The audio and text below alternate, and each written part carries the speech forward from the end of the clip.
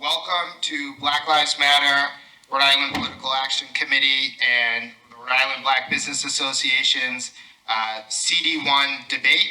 I want to first thank all the candidates and the panelists for being here today. I want to thank all of you for being here today, and I'm excited to start this event right now. So the first thing that we're going to do tonight is we're going to have introductions.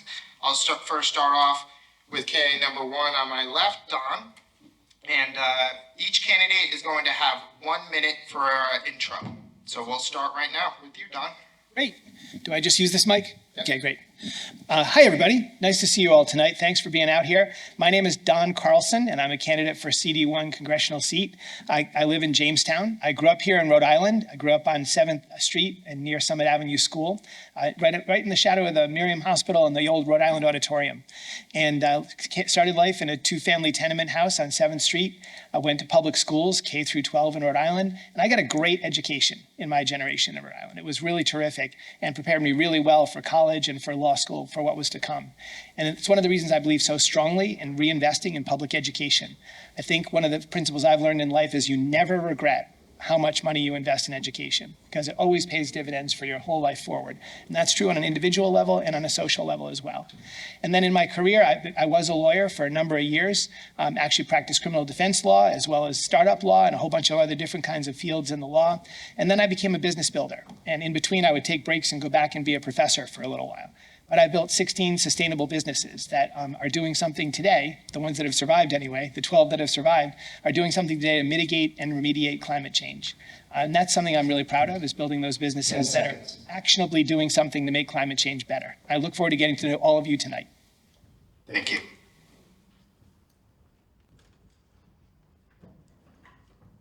Hi, everyone. Thank you all for being here, and thank you for your engagement during this process.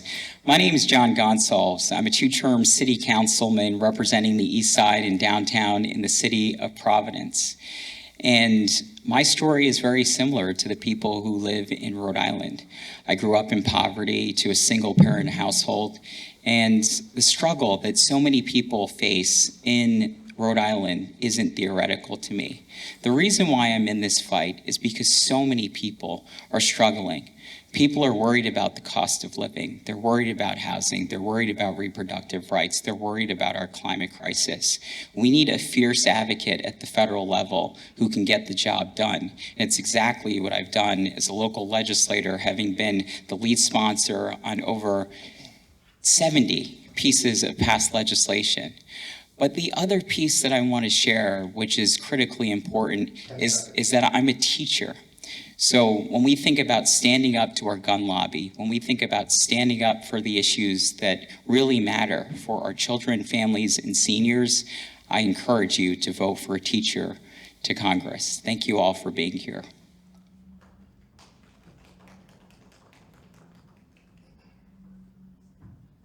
Buenas noches.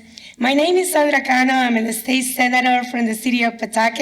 I am very proud to represent you at the state level. I am the current chair of the Senate Education Committee, and before that I was in the city council, and before that I was in the school committee. So I'm the only candidate in this stage that is actually been in every level of government doing legislation. Not only that, but I'm a mom. I'm also an immigrant, and I am very happy to share with you that I have great experience in the financial sector professionally, and for education I have received a master's in public administration. Why I'm running is because I really care deeply to make sure that policy works for all Rhode Islanders. And I do believe that we need representation that matters at the table.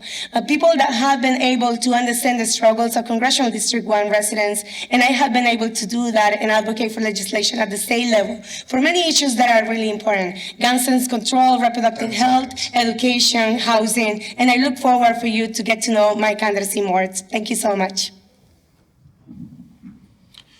Good evening, everybody. My name is Gabe Amo, and I'm running for Congress because I believe Rhode Islanders deserve a representative who can be effective from day one. I grew up here in Pawtucket. I currently live in Providence, and in my experience, I have lived a life that has been great because of the investments of so many in this community.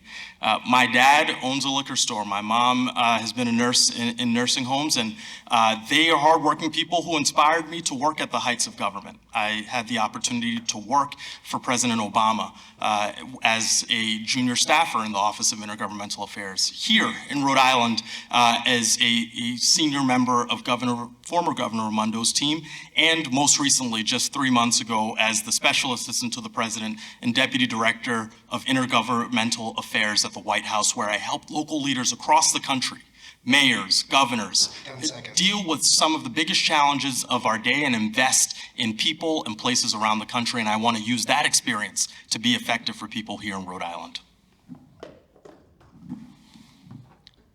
Well, good evening. Thank you to Black Lives Matter to put this together and give us the opportunity to send a message to you. My name is Anna Quesada. I'm a state senator for District 2 in Providence, and I'm very happy to be able to represent my district for the last 8 years. One of the things, since I'm a social worker, I'm somebody who, a regular Rhode Island, who went from the factory floor to the Senate floor, from the welfare office to the state office, somebody who worked very hard for everything I have in life, somebody who represents my district with the best of my knowledge, working hard for raising the minimum wage in Rhode Island to $15 an hour, protecting women's rights, making sure undocumented have the right to have a license, doing work for children to be able to have childcare, and many other legislation, making sure women who are able to do the braid without having a license, that was something that we work on in the Senate. And many other issues. I went to school late in my life, and I know how important is education. I'm part of the Judiciary Committee and part of the Education Committee, and I'm very happy to be here, and thank you, everybody, for being here tonight. Thank you. My name is Sabina Matos. I'm the Lieutenant Governor for the state of Rhode Island. Before that, I was in the Providence City Council for over 10 years. I served as the Providence City Council President. That's the role I had before becoming Lieutenant Governor. I'm a mother of a daughter, 13 years old, a son that just turned 18. I'm a wife. I'm a daughter also of aging parents, including also my grandmother, who's just 99, and I see the challenges that they're going through right now, trying to extend the little few dollars that they get from the Social Security in order to pay for rent, for food, and for medicine. I'm running for office because of them. I'm running for office, I'm running for Congress because for the first time, we're losing rights in this country. My daughter is gonna have less rights than I did, and that is not right.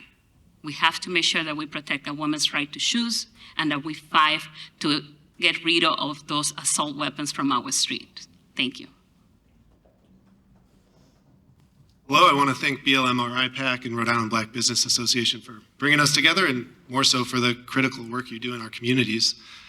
My name is Aaron Regenberg, and I started my career organizing with young people in the Providence Public Schools. Founded the Providence Student Union, and when I was there, students took on racist high-stakes testing policies in our state, and they won. They took on racist school transportation policies and won. They pushed for ethnic studies courses in our school so they'd be reflected in the curriculum, and they got them. That's what inspired me to get involved in politics, seeing how important it is for our elected officials to listen to voices from the community and then fight like hell for the issues that they bring forward. And that's the work that I did when I was in the General Assembly, helping lead fights to pass paid sick days for over 100,000 families in our state, and increase wages, and begin the fight to reform solitary confinement in our prisons. Change is possible, I've seen it, but it takes communities coming together and organizing and being willing to take on entrenched interests, and that's the work I'd be trying to support as a congressperson.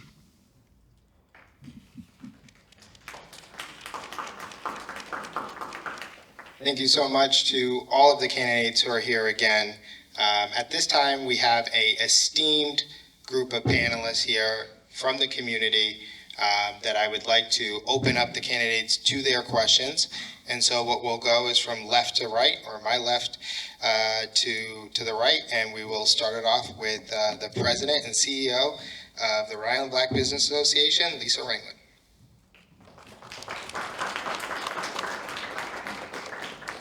Hello, everyone. Can you all hear me back there? Awesome. Thank you all so much, candidates, for being here today. You certainly could be elsewhere, but you chose to be here with us today. And I do a lot of speaking, and I don't feel really good sitting down, but I'm going to try. It's a little challenging for me to sit here and speak, but I must say today it's August. It is National Black History Month. So as the president and CEO of the Rhode Island Black Business Association, I encourage all of you that are here today to invest and support your local Black and Brown and all businesses in our state. But Black businesses are at the bottom in our state right now, and I encourage you to go out and support them in a meaningful way. So with that said, as you can imagine, representing the Rhode Island Black Business Association, I'm going to spend a little bit of time talking to you and asking you some questions around your platform and what you're trying to do. So Black businesses across the nation are one of the fastest growing, yet they're not able to grow and thrive. Many of us probably remember the 1977 Act, the Community Reinvestment Act, that speaks to financial institution really providing products and services for their community, for people within the community. We know that Black and Brown businesses have been shut out historically from accessing contracts, accessing loan, able to grow jobs, and really impact the state's economy. Many of you probably heard me talk about this number, 4,768 Black-owned businesses in the state of Rhode Island. And sadly, only 4% of those businesses are able to have any employees. So I'm going to let that sit for a moment. 90% of small businesses hold very little funding as it relates to making payrolls. If you are elected to go to Congress, I want you to speak actionable. What would you do as a congressperson representing Rhode Island to ensure that Black and Brown businesses who are currently at the bottom moved in a place where, one, they're able to create jobs, they're able to access loans, right? What would you do about this 1977 Community Reinvestment Act that does not work for the community that it was intended to do? We'll go to the right this time with Aaron. Thank you, Lisa, and thank you for laying out. I mean, we know that Black businesses have been systematically shut out of access to credit, access to capital, and we know there's a real long history of racist banks working to shut communities of color out, and that was one part of what the CRA was intended to resolve. I think that the legal framework around the CRA does not have enough community accountability, right? Banks get to say we're going to take a portion of our investments and put them in the community, but there's no real structure to say, well, how does that go, and who are you investing in, and is it actually working for the people who it should be? So I think there's a lot of work that needs to be done to expand that accountability system. I think at the federal level we need to be prioritizing in every federal program, in every federal contract, making sure that we're getting those to minority-owned businesses. And again, part of that is implementation, because there are goals and then they're often not met. I also think, talking about the payroll and having those resources, an issue that I hear the most often when I'm talking to business owners, it feels like, is health insurance and the bureaucracy, the hassle, the cost of rising health insurance. It seems crazy to me that we have a system where we're putting all of the responsibility for health coverage onto business owners, and particularly it's going to disproportionately impact Black business owners who don't have that funding set aside. And that's why I think we should do what every other country does and have Medicare for all. That's something that we often think about as helping patients. That's going to help businesses, and it's going to help, in particular, businesses that struggle with some of these issues.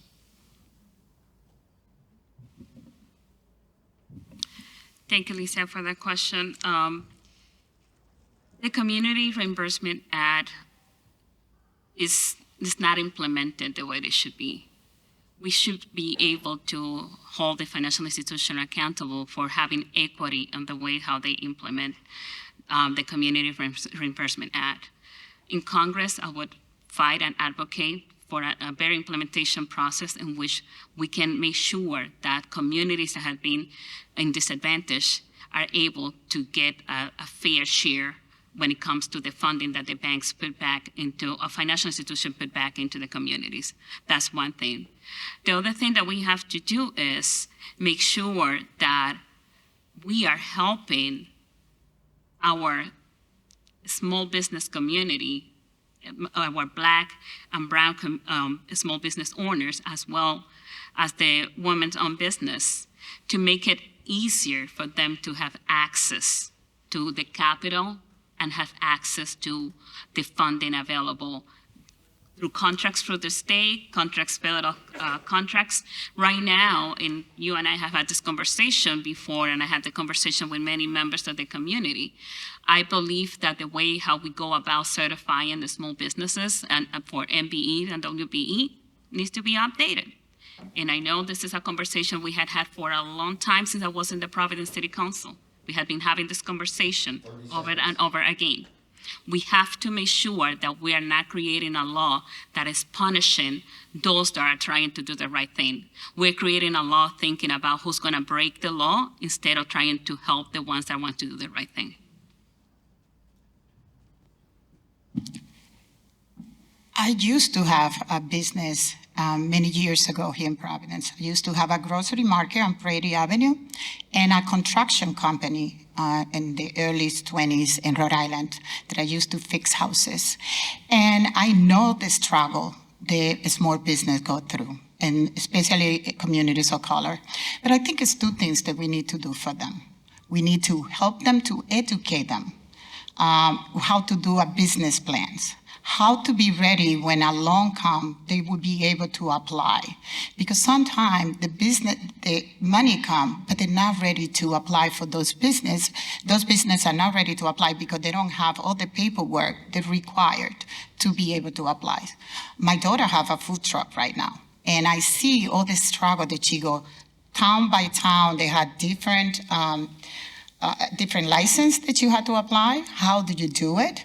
And many other things. As a congresswoman, I made sure that we bring enough resources to Rhode Island to help our small business, to educate them, to help them to grow, because that's one of the biggest issues that I really feel that most of small business have. I feel very sad when any big company come to Rhode Island in the city council and everybody give them a tax break. But they don't give it to a small business. They don't help them.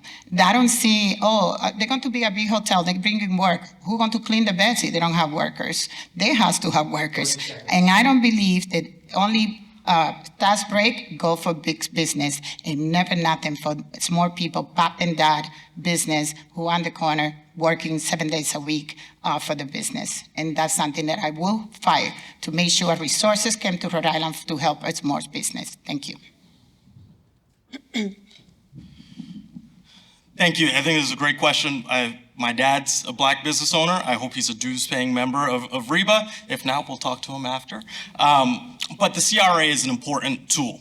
It's an important tool that we need to add more strength to and expand the types of institutions that the Community Reinvestment Act applies to. It can be mortgage institutions, credit unions, even broader. Let's give it more teeth. That's going to require legislation. So you asked what I would do as a congressperson. I would go to the CRA and see the whole range of institutions that we can ensure that it applies to make sure that communities are getting their fair share. I think that's a prudent step. But to go beyond that, I would team up our capacity with the CRA with greater investments in the Minority Business Development Agency.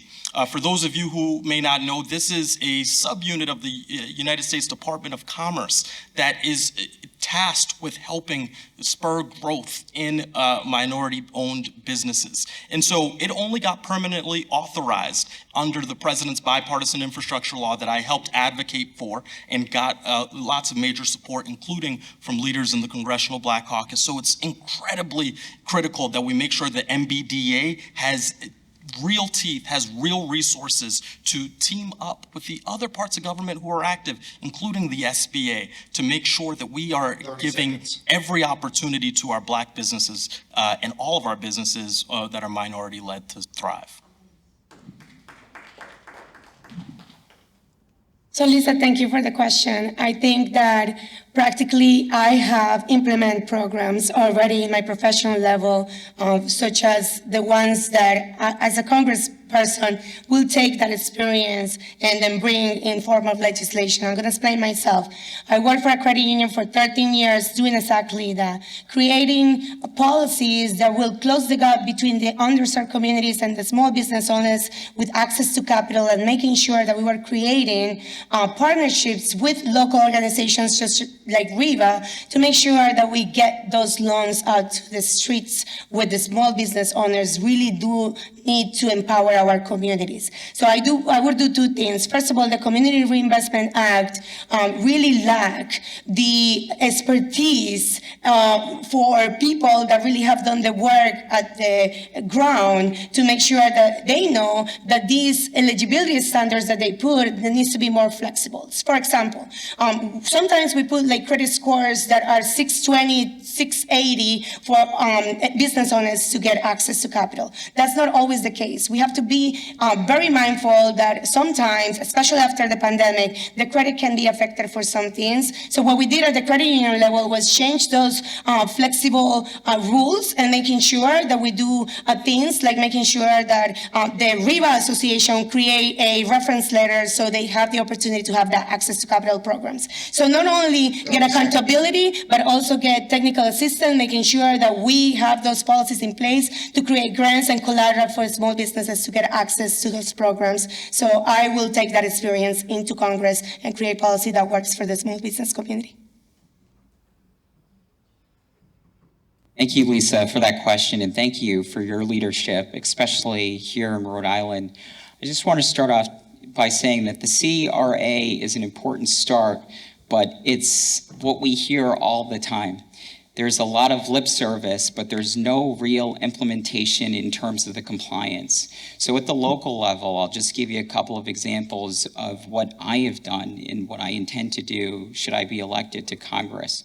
So if we look at our MBE requirements on the local level, we have seen it far and far too often where there is no real compliance standards and there is no real accountability. So there are developers who are getting off the hook on not ensuring that they're including 10% women and minority-owned business-owned contractors into their projects.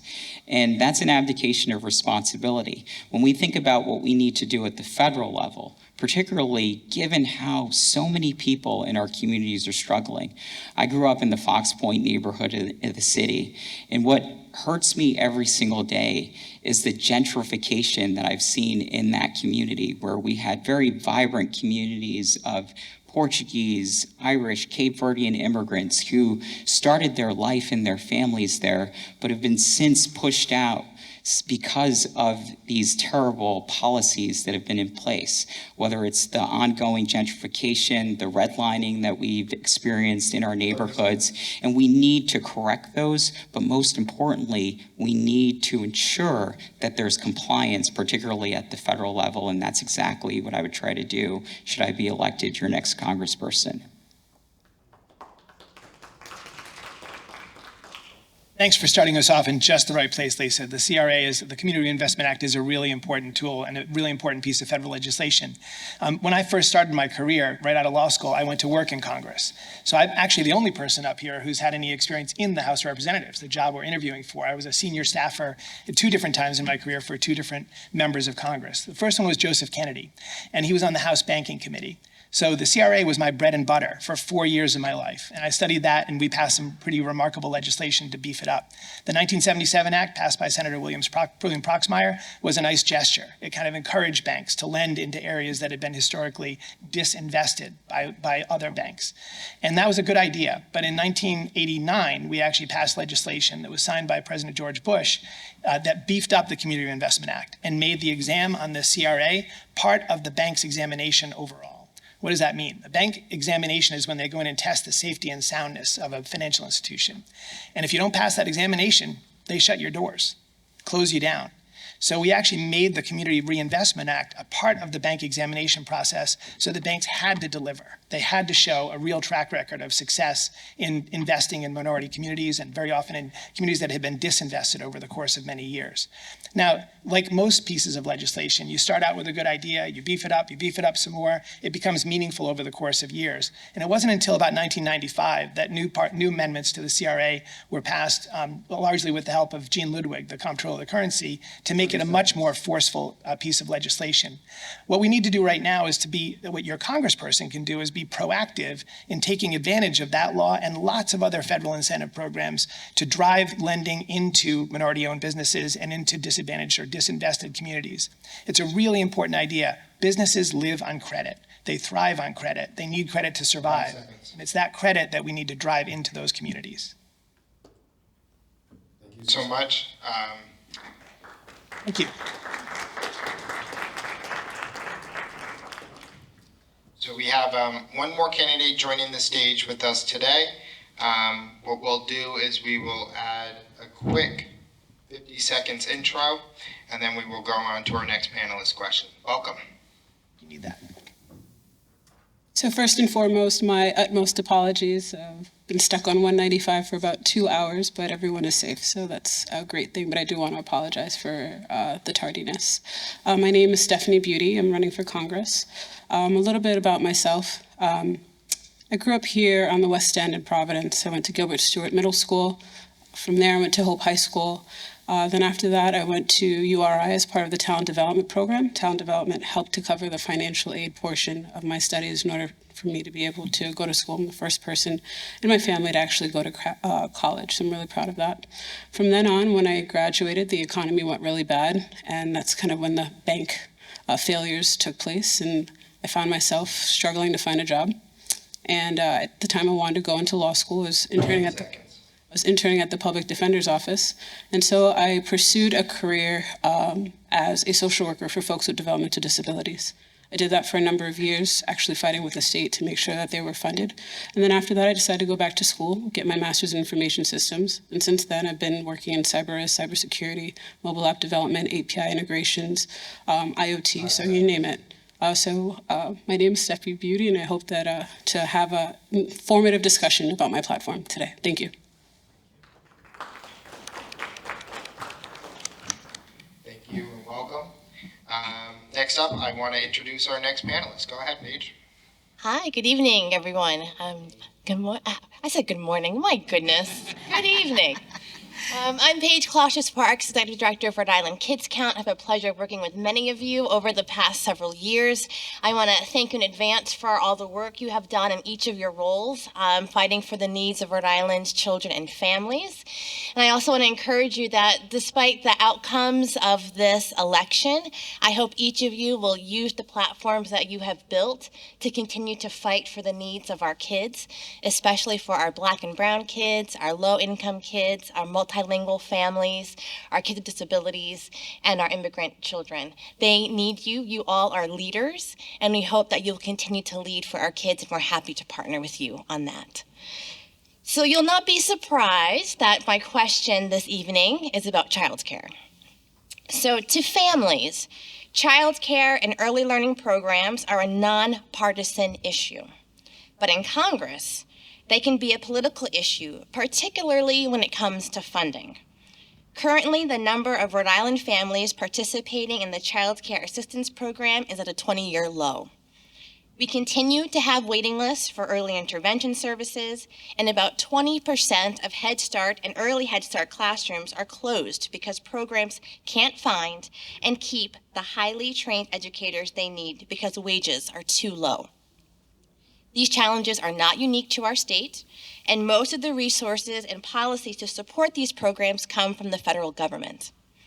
How would you approach colleagues in the House during this divisive time to secure sufficient federal funding so that children and families in Rhode Island have access to the child care and early learning programs they need to succeed? We'll start it off with Stephanie on the left. I love that question. One, because I have a 5-year-old. And to be quite honest, I couldn't afford daycare. I know that sounds ridiculous as someone in tech, but it's really that expensive. The cost of daycare was about $1,700 a month, depending on how much you pay for rent. And if you don't qualify for low income, that's what it is. And if you are in low income, then you have, what Paige mentioned, a long waiting list to do that.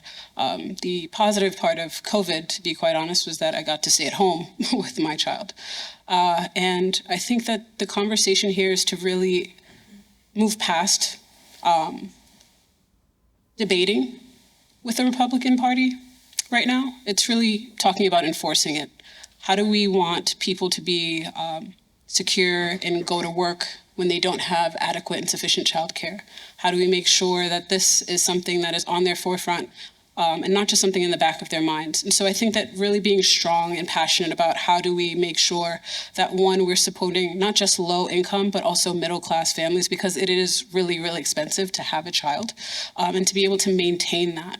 And how do we ensure that we have the best capable staff? Because we want to make sure that staff are properly trained with CPR, but also that they have funding in order to make sure that the facilities are safe, clean, and well-to-do. And so that is a big part of, one, is being a mom, but even more so knowing that that is a struggle for, my sister is trying to find a nanny for her now 24-day-old son. So this is something that is really important to me because it is a human issue that we need to address, and even more so tackle it in a more aggressive format, because it affects us not just in Rhode Island, but also for folks in Kansas too. Thanks, Stephanie. Hey, Paige, thanks for the question. I love talking about this topic because this is probably the highest and best use of government funds in the whole world. It's remarkable that over and over and over again, studies have come out that show that there is no government spending that produces a higher return, that is a higher payback, than investment in early childhood education. And that's such an important idea to ground us with. There are some government programs that probably don't pay back a whole lot. This one really does. And what it does is it gives kids an early start in life to be learners and to prepare them for the challenges of school when they're a little bit older, and also to just give them basic skills and some structure in their lives for some kids who don't have enough structure in their lives. So it's a really important idea, and it's absolutely the best use of government funds that there are. I'm sorry to hear about so many of the Head Start programs closing down, because this is a really key issue that really needs to be worked on, and I think we need to deliver resources there. My oldest child is actually a primary school teacher, and she works with kids from the 3 to 6 year old age, so helping them get ready for getting into public schools when they're a little bit older. And she talks a lot about the social and emotional learning that those kids go through in that really critical time period. So she's responsible for what they call the whole child in her Montessori school, which is all about dance and movement and nature and outdoor experience and nutrition and organic farming and all the kind of stuff that isn't reading, writing, and arithmetic. That's her job. And it's remarkable to me to watch those kids go through that program and come out of it and get into school and have such a leg up and have such a benefit. My kids were lucky enough to have that, and it served them really well. I think every American kid should have that. Thank you for this very, very important question. And I can assure to you today, and say this to the rest of the crowd, that this will be a top priority should I be elected your congressperson. So I want to start off about why this work isn't theoretical for me. So first off, I was a beneficiary of Head Start. So it's personal to me. Anybody on this stage go to Providence Public Schools as a kid?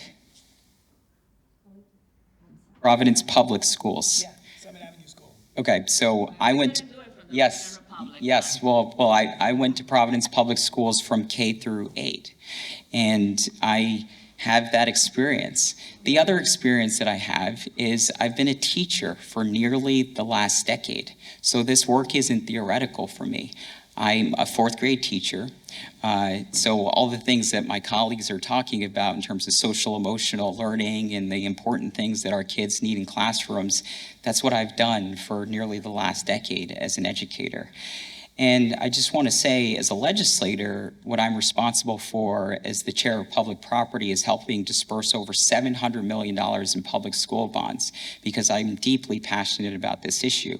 But when it comes to childcare, one of the things that I'm going to fight for at the federal level is universal pre-K and childcare for all of our families. Yes, we can clap for that, because that's what our families absolutely need. And we also need to fight for free childcare for all. That's an important piece of legislation at the federal level. We need to make sure that we are raising the Wage Act so that families have access and capacity to actually send their kids to childcare. This is an equity issue, and I will fight tooth and nail to make sure that we fix and correct the racial and economic inequality that we're experiencing, and that certainly starts with childcare. So I really appreciate that question. Thank you so much.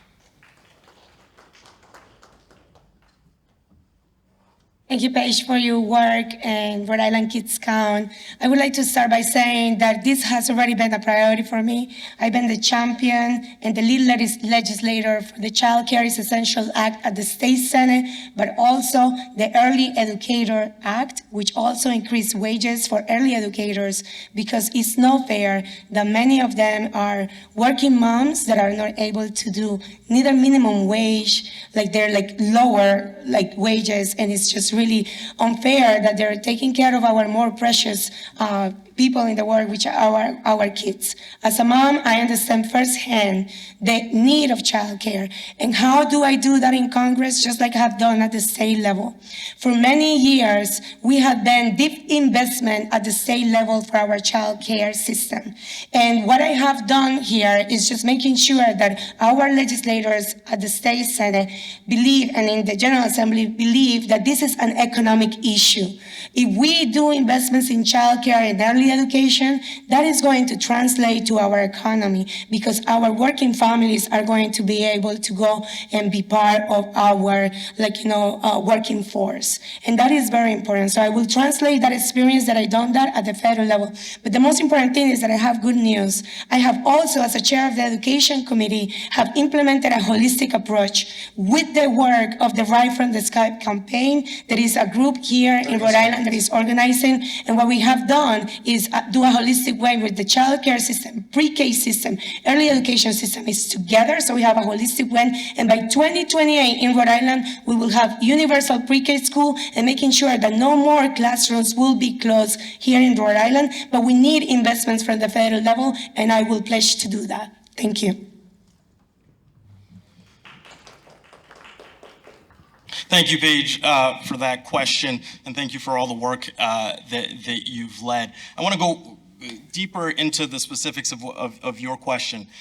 In approaching Republicans and thinking about a bipartisan argument here, I think we've heard the theme of making it an economic argument. We saw how effective the expanded child tax credit was. Going to the results of that, we saw a lot of that in the research come back that people were using that expanded child tax credit for childcare. And so making a compelling case that this is a really important need for our economy is central in getting some Republican support. You even had people like Mitt Romney be supportive of a child tax credit. So you've got some targets there. Going further, I think this is some of the biggest unfinished business of the Biden-Harris first term, right? We're 2+ years in. There were elements of taking care of our care economy, caregivers at every level, from child care to elder care. This is something that we have to look at very critically in 3 ways. One, I think we should look and explore a cap on the amount of a household's income that is going to childcare. It can't be, 30%. It can't be 40%. And you see that for so many families. We also need to make sure that we're funding both providers, many of whom are black and brown, and making sure that they are funded from the federal level, in addition to trying to recruit additional talent to offer this critical service. And ultimately, I think what we need to do is make sure that we are valuing both the work and the goals. And so if we go forward here, I do think universal pre-K is achievable, and we have to set it as a North Star to make sure that childcare through the whole system is something that we're thinking through. Nice to see you, Paige.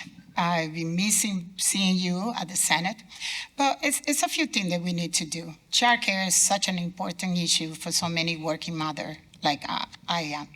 And I remember I had 3 children, and for me at the beginning it was very hard, but I used to work in factory, then I didn't have no problem being able to qualify to childcare assistant. But one of the issues that we have, when we passed the minimum wage, that was my bill, one of the things that I called the DHS office and I said, how this affect working families? And one of the things that I was getting surprised is there's somebody who making $14 an hour do not qualify for childcare anymore. And that is unbelievable. How somebody making $14 an hour would not qualify. And one of the things that we need to do in Washington is to raise the poverty level in the United States too low, and many families do not qualify for childcare. And that needs to be fixed. We need to raise the poverty level in this country. It's unbelievable that somebody making $14 an hour do not qualify for childcare. We need universal childcare.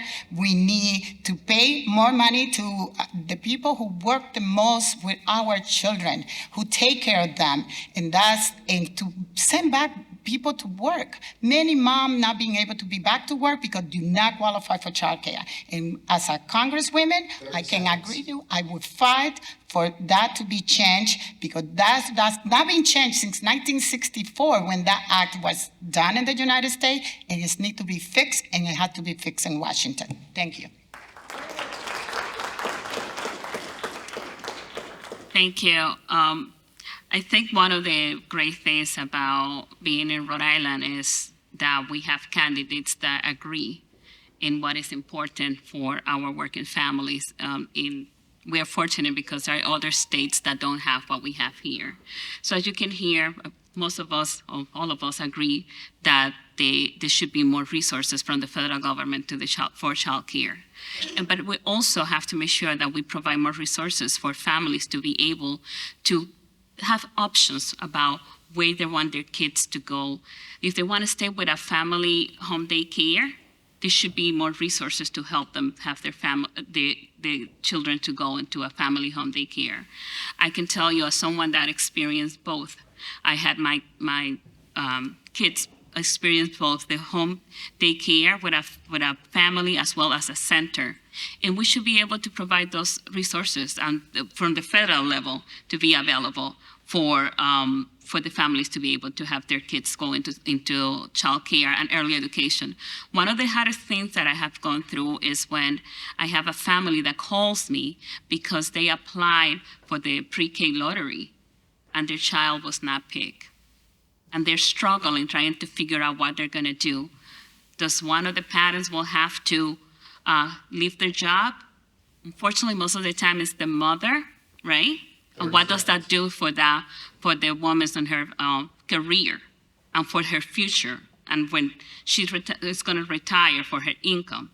So this is an issue that is, I believe all of us agree, we have to make sure that the federal government provide more resources for child care. Thank you, Paige, for your incredibly important work. Our system is upside down. I've got a 2-year-old, and every time I drop him off at daycare, you hand him over to these 2 teachers, and there's like 11 toddlers running around like crazy, and these 2 folks have to care for them and teach them all day, every day, and provide love and education. And they should be millionaires. Like, that is some of the most important and challenging work that there is in our society. And yet we have a system that pays them poverty wages, right? It is completely upside down. We need to be raising wages and benefits. I remember when we were writing our paid sick days legislation, the home child care providers came to me and said, we've been having trouble negotiating sick days with the state. We need your help. Can you put us in this legislation? And we wrote it to cover them. And there was a lot of pressure from a bunch of different forces to strip them out as the legislation was making its way through the process. My response every time was, no freaking way. These are the people who are caring for our kids. It's the most important work. Of course they need to have benefits like paid sick days. You know, Gabe mentioned that this was a big part of Biden's initial Build Back Better agenda, the care economy, long-term care and child care, both investing and making sure that people have access and that the workers who are doing this incredibly important work get the compensation they deserve. And I know you mentioned Republicans, but I don't want to sound too pessimistic. There's work to do on the Democratic side, because it was Democrats that stripped that out of Biden's Build Back Better agenda, right? It was Senator Manchin and Sinema and conservatives, Dems on the House side. You know, the Congressional Progressive Caucus, which is the caucus David Cicilline helped lead, that I'm proud to have endorsed me, they are making this a priority for this year, organizing, building a foundation so that the moment we win back control in 2024, we're coming in guns blazing saying, we're going to invest in childcare, and I'd be really, really proud to be able to support that work. Thank you so much. We're going to go to our next panelist. Zay, go ahead. Hi, I'm Zainab Cham, a youth advocate from Woonsocket, Rhode Island, and senior at the Met High School at the Justice Building.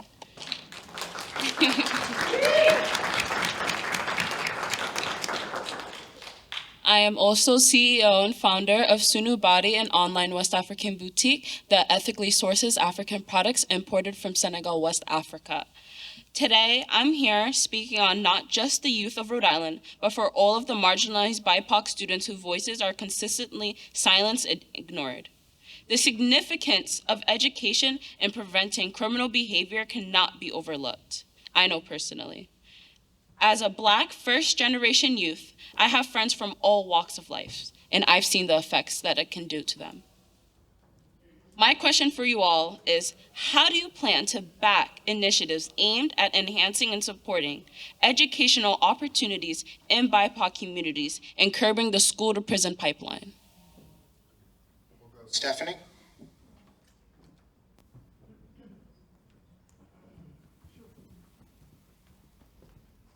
There you go.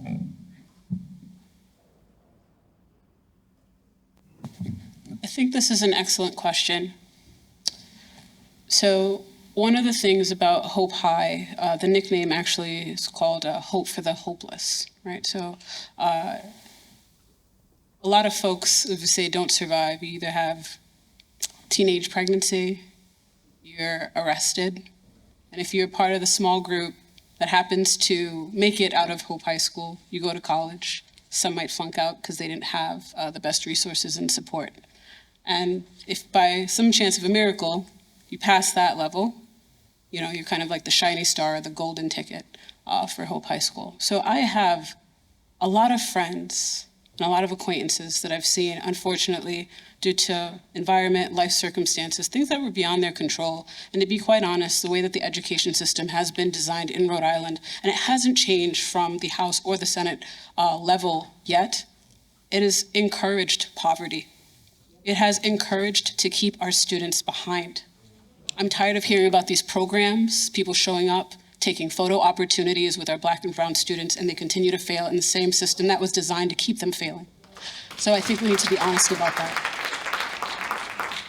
And that's not going to change by sending the same type of people that promote this. Because if we're being honest, poverty is profitable for these type of people. They get to sit in our faces and tell us about these solutions that they're going to propose. And you look at your communities, 5 years, 10 years, 15, 20 years, they deteriorate time after time after time, and nothing changes. And so one of the things about my platform, and you can look at it online, my platform has been there before any other candidate, has talked about education, really funneling the pipeline to give you an option besides college, because there should be another opportunity for success for you. It is a personal point, and it is a success metric, because that is the only way to eradicate poverty in these communities, is to make sure that you are not set up for failure so you don't have the lowest paying jobs.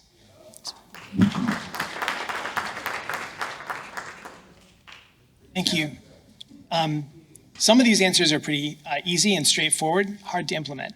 For example, one of them would be reinstating affirmative action at every level of our public school system and throughout colleges. So that's one thing that I think we can all agree on, is that we need to find ways to overrule this regressive Supreme Court and reinstate affirmative action for folks to have equal opportunity. I think that's a really important priority for our society. There's a lot of things we can do in education. It's an area, I think, as I said at the top of the hour, that we will never regret the money that we invest in education as a society. A lot of people have said over the years from the founding of this country that it is the cornerstone of democracy. In order to have good citizens, you have to be people who are educated and understand civics and understand literature and understand math and science, for not just for earning good money, but also for being good members of our society and good citizens. So we will always be grateful for the money that we invest in education. Right now, we're suffering from about 50 years of dramatic underinvestment in education in public schools, particularly in urban centers and particularly among communities of color. And that is a devastating indictment of our country. We need to remedy that. We're seeing generations of young people grow up without the opportunities that they deserve. And what really is tragic about that is that it's squandering human potential. Because if every individual young person can grow up to achieve their full potential, then our society achieves its full potential. And there's so much talent and so much energy and so much drive that's being squandered by the lack of strong investment in public education. It should be the cornerstone of our society, and it's something that we need to attend to for the benefit of all of us.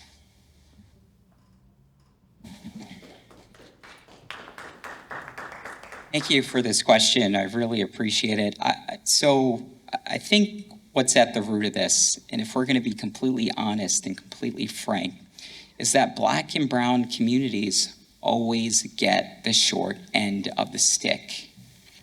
It is the reality. And if you look at our public schools, there has been historic disinvestment in our schools, almost criminally underfunded. And so we need leadership at the federal level that's going to stand up and make sure that we're bringing as many federal resources back to our state and back to our education system, particularly in our urban cores where there's so much disparity. Now, I'll say from my own personal experience, when I was 12 years old, I was lucky enough to go to Nathaniel Green Middle School. And it was actually then Congressman Cicilline who helped me get into that school, and that changed my trajectory forever. I was able to get into the Wheeler School and then go to Brown for undergrad and grad school. But that should not be an exception. That should be the norm for all of our kids, all of our Black and brown children, and that's exactly why I'm in this fight. We don't need more saviors that are going to give us lip service, say one thing and then do another, and not put our communities first, and that's exactly why I'm in this fight. But I also want to address an important question that you asked that no one's addressed yet, and that is removing SROs from our schools. We need to end the school to prison pipeline. Because look, let's be frank, if you go to some of our most wealthy and most affluent communities, and if you go to their schools, do they have droves of officers walking around? No. And that's what we need to fix.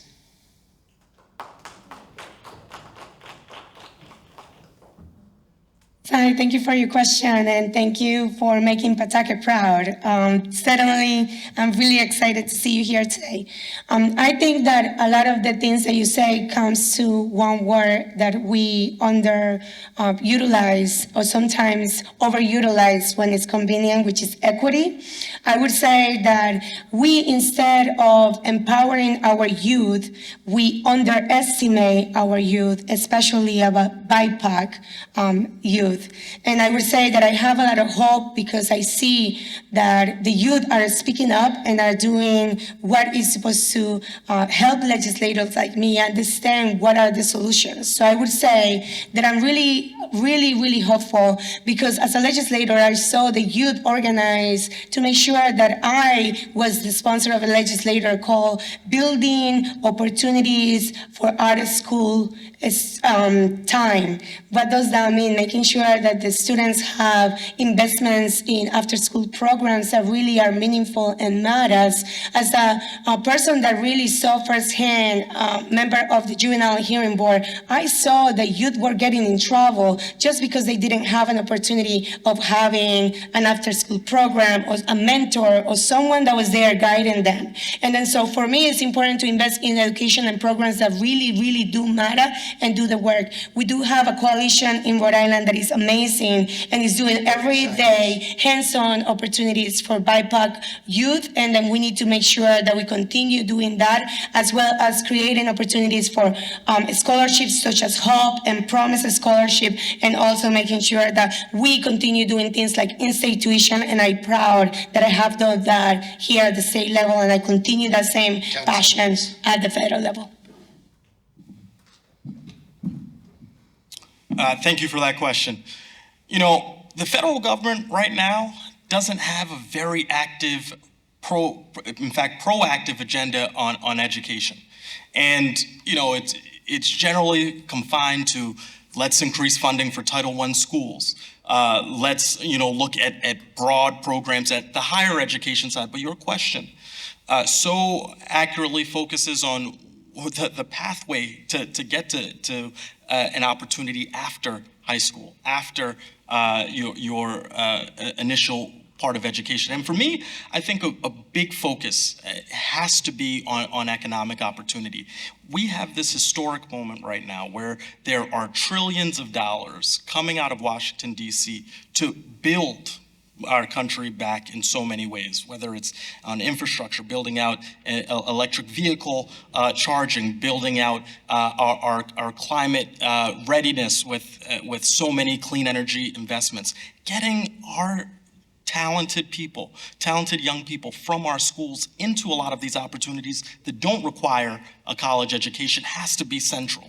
Right? Because a lot of the challenges that people face are economic, and why you may make certain life choices or is the burden that you have coming out of your household. And so I really want to focus as a congressperson here for Rhode Island is making sure that the equity that we describe comes to the job opportunities of the future that will last into the decades to come. These are family-sustaining opportunities, and we have to be in the game. So you need a congressperson who's going to be a vigorous advocate for getting every single dollar, every single program, every single opportunity here.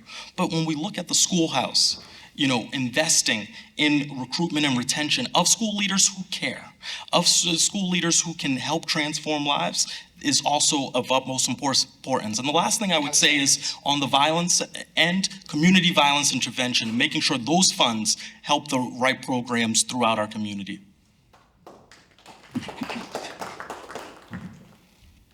Well, education. Education always been for me a very important issue. Since I became a senator, when I met with the Senate president, she asked me what committee you wanted to be, and I said education, because education is the one who opened the door to us. And for me, education is personal. I went to college very late in my life because I didn't have that opportunity at my young age. But one thing that we need to do in Rhode Island, and not just in Rhode Island, because we have an education issue all over the nation, we need to make education a constitutional right for students. Because Rhode Island copy from Massachusetts, many other acts that Massachusetts has, but we do not want to make Rhode Island education a constitutional right for our students, because that's the way to invest in our children. That's the way to invest in education. And we pay now for education or we pay later for education. How? Because if we are not providing the right education, a lot of our children ending in jail. And what we pay now? a lot of money for those kids. It's unbelievable that somebody in training school make more money than somebody in a regular school. And those are the things that we need to change. How we change it?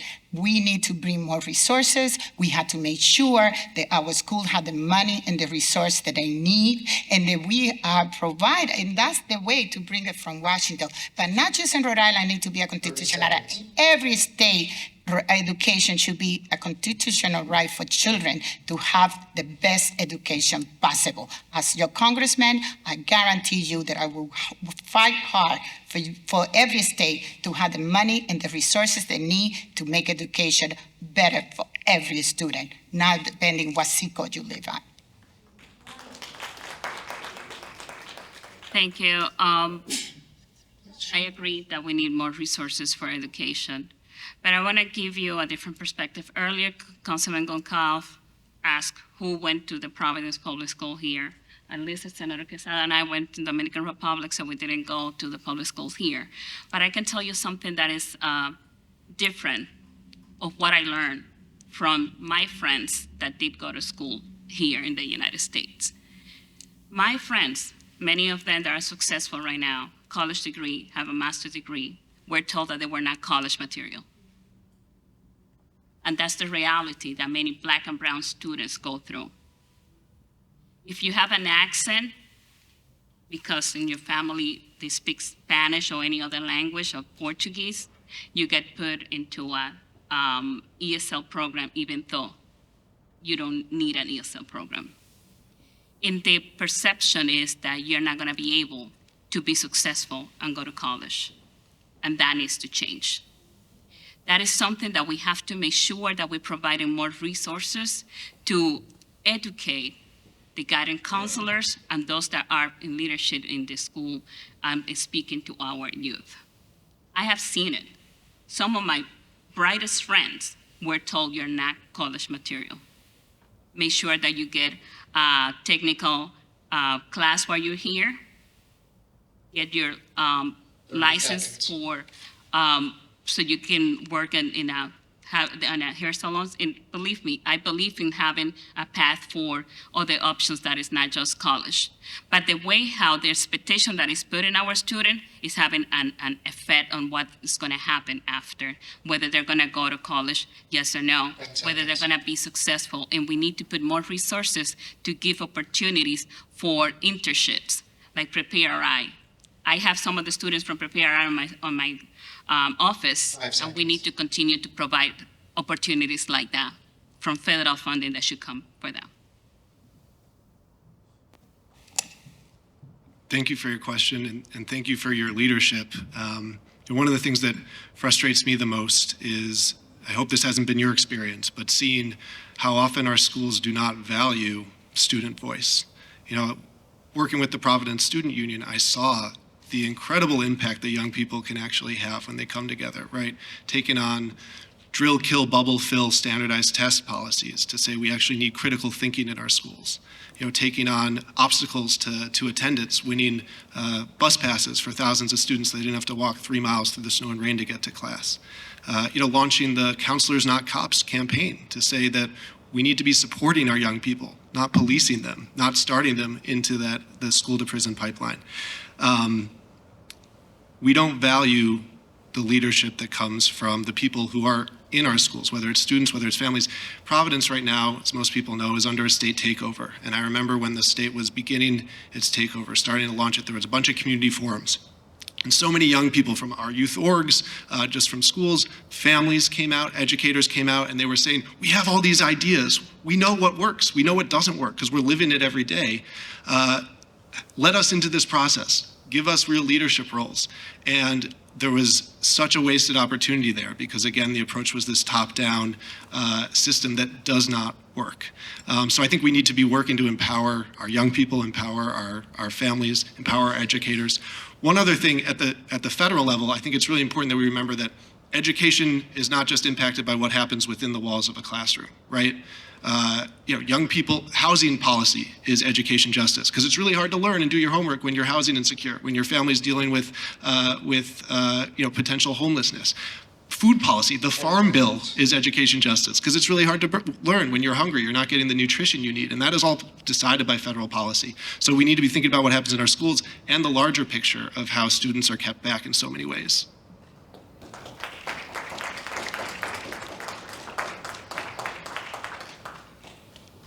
Thank you to all the candidates for being here tonight and for your very swift and articulate responses. Despite the unwavering and commendable efforts of our local education agencies and educators, Rhode Island students have experienced unprecedented learning loss as reflected in the most RICAS data. Less than 1/3 of Rhode Island students are proficient in core subjects. Regarding English language arts, only 33.1% are proficient. Regarding math, 26.6% are proficient. And regarding science, only 30.7% are proficient. And when race is factored, Black and brown youth are disproportionately performing lower than their white counterparts. How will you address the current federal education funding formula and prioritize education investments to improve student achievement outcomes for local Rhode Island youth? Specifically, please outline your education priorities and provide a clear strategy for ensuring equitable and effective utilization of the Congressional office to inform the usage of federal dollars to drive positive changes in the state's education system. Stephanie?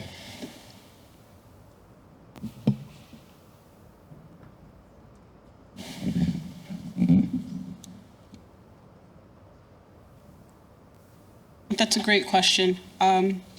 One of the things about that statistic is if you break it down by zip code, you can kind of see the proficiency change across. So I see you're nodding, so I want to say that we're in agreement there. So the way that we do that, part of my platform, is that we use federally funded dollars to level the playing field. So Kiwan, who lives on the south side, doesn't have to compete with Keith, who lives in Jamestown. And they're both going to learn the same quote-unquote type of education, but when we're being quite honest that that's not truly the case. So we're really using federally funded dollars to make sure that the education curriculum in Jamestown mirrors that in Central Falls, mirrors the same thing in Socket, and all the way back down here in Providence. I think that sets the playing field. How do I plan to outline that? I think that looking at it from a zip code perspective, and then looking at it from a education perspective, what type of teachers are part of the curriculum in Jamestown, their certifications, and making sure that we have the same thing. Because if you look at Hope High School, right across the street is Moses Brown, and you see the clear disparities, and it's across the street, right? So that's very evident of what the problem is and how broken that is.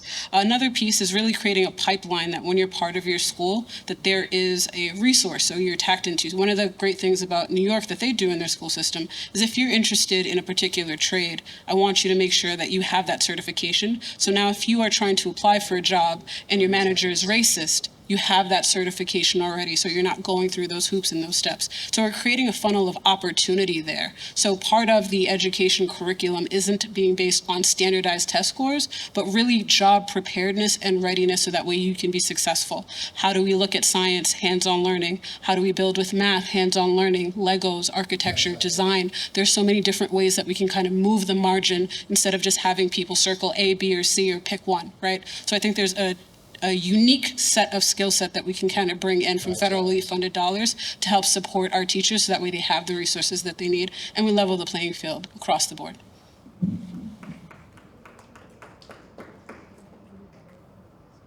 It's great that you point out the acuteness of the problem, and it's made worse by COVID, by kids losing 2 years of learning in classrooms. And so this is a really serious problem that we need to address.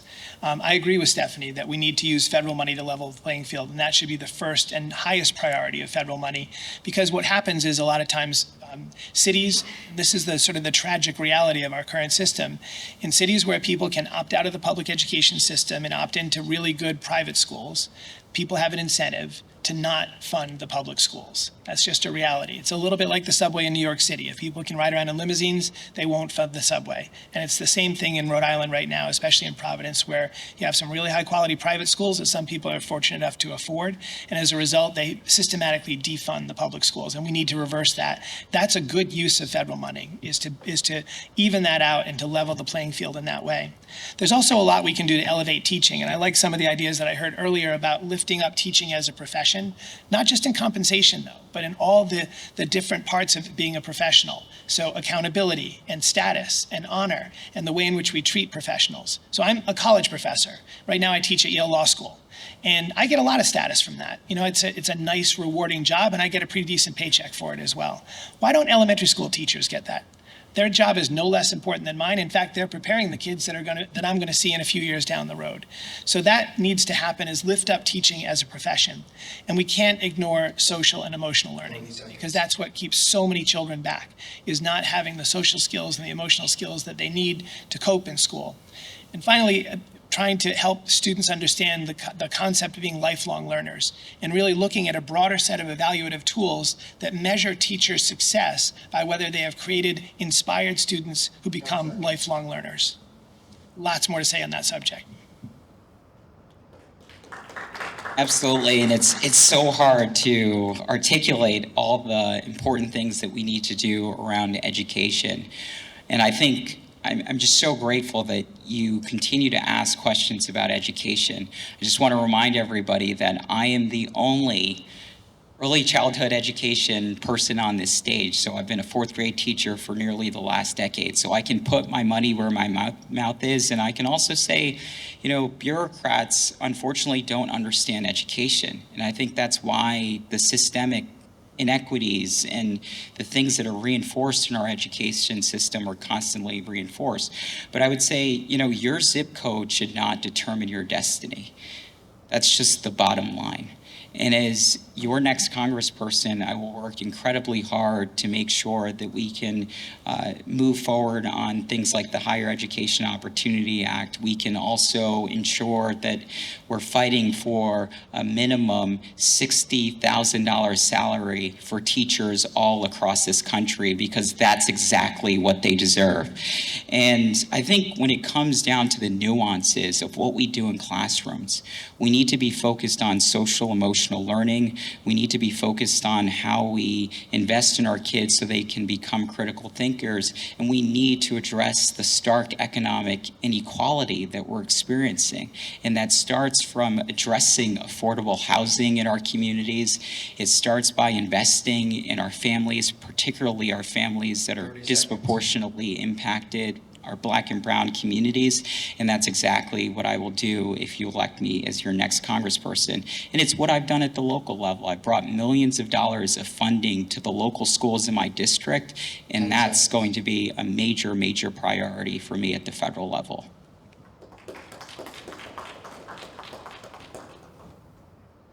Thank you, Elijah. Education is my #1 policy priority, and it's always been since I was elected into the school committee.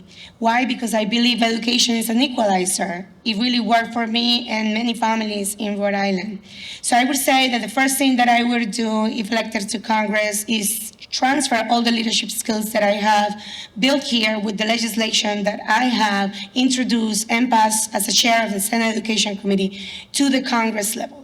For example, I would say that right now, since 2019, we've been able to take a look of the funding formula in the state Senate.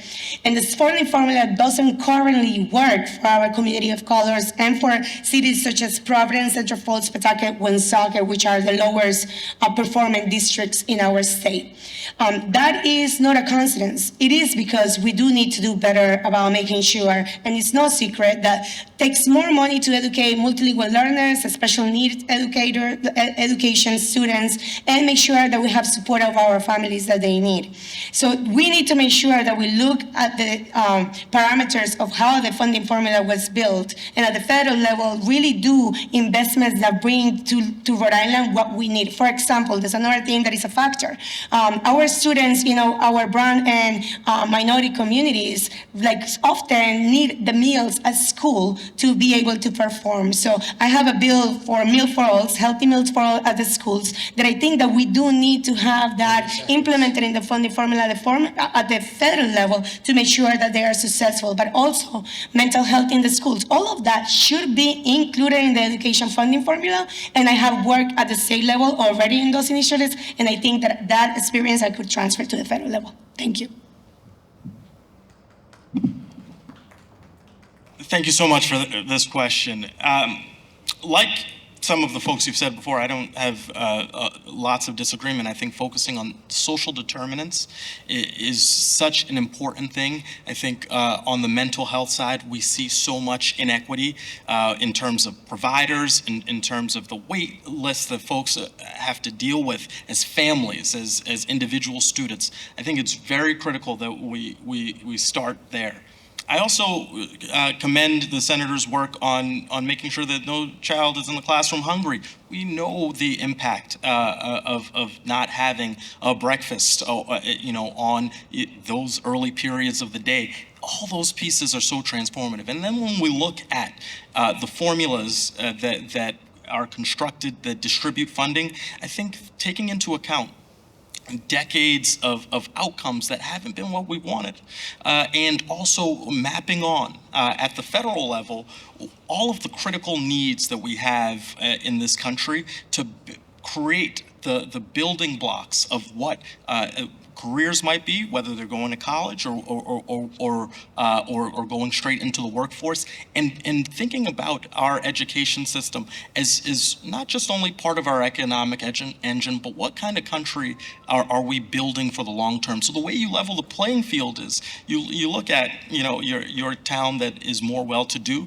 and you say, well, that they have the fundamental advantages of seeing through what those opportunities might be, baking into the formulas, the creation of opportunity, both for the workforce, but also the types of communities that we want to build. And I do truly believe that at the intergovernmental level, at the height of government, getting our massive cabinet agencies aligned in a comprehensive strategy is how you get that done.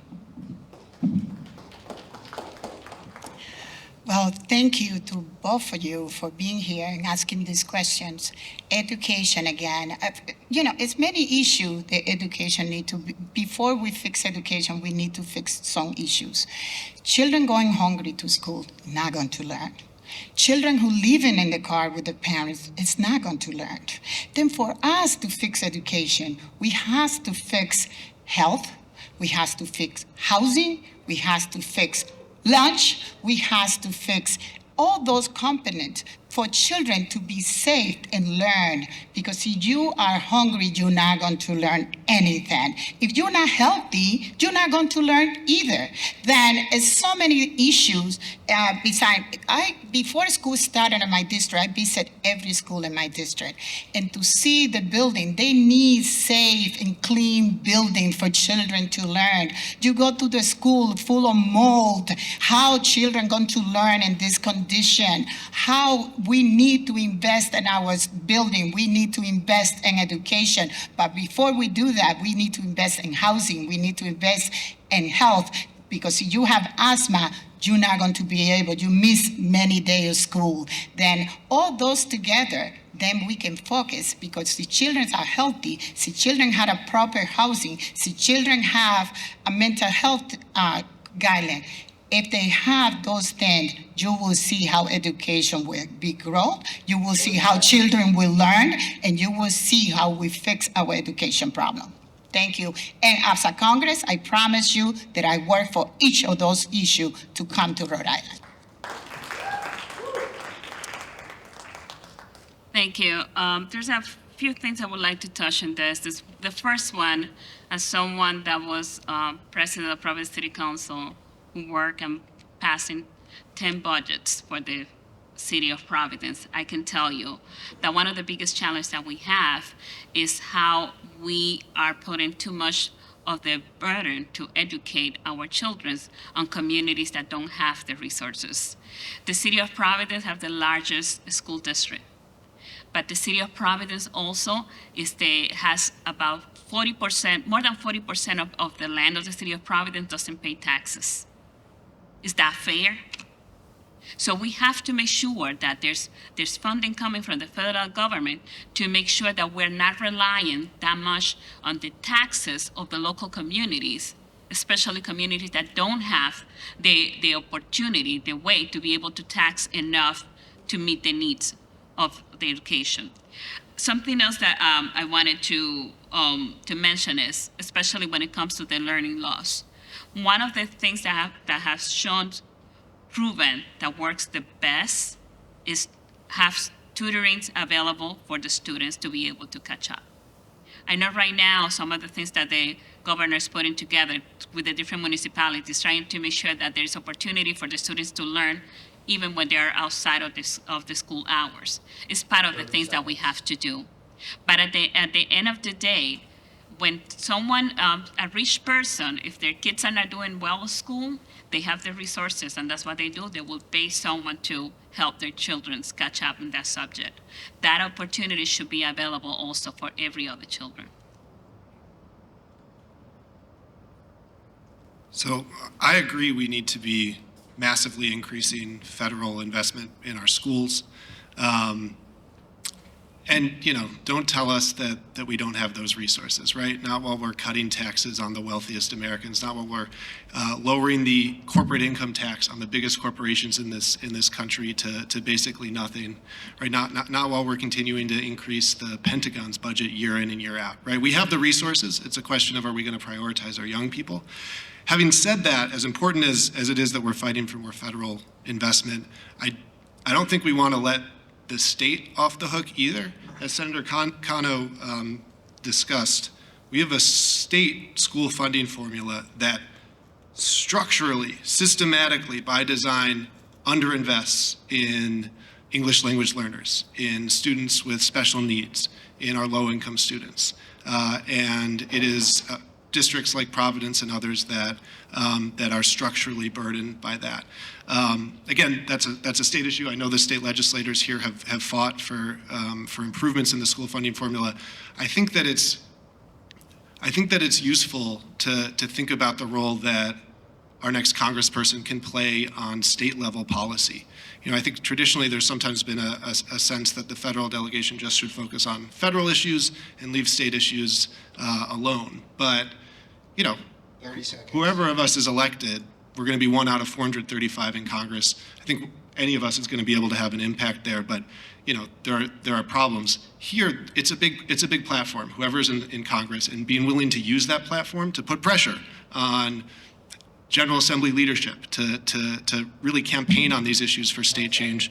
Also, really quick, just want to say we need to have laws requiring a certain level of social workers per student, and we need to provide the resources for schools to do that, because that is such an important issue that there is vast inequalities between schools on. Thank you to all the candidates, and most importantly, thank you to all the panelists who asked amazing questions.